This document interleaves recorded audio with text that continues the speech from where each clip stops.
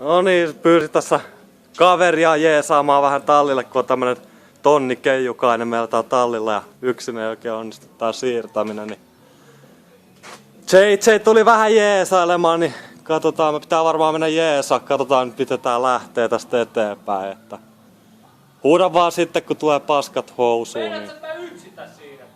No yksi siirrät. Mitä? Oho. Mitä vittua? Laita sinne Askonan viereen. Antaa mennä vaan.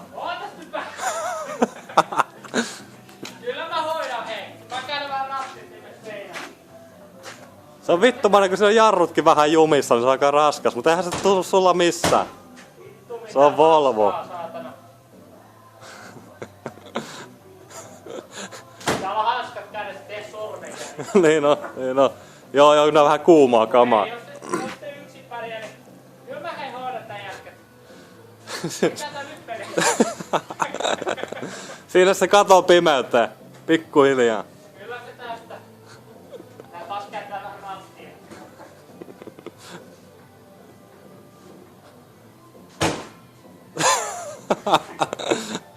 Mut hei. Lukot on ehjät, ei oo pölyttöä eikä mitään. Kyllä vittu mä hoidan.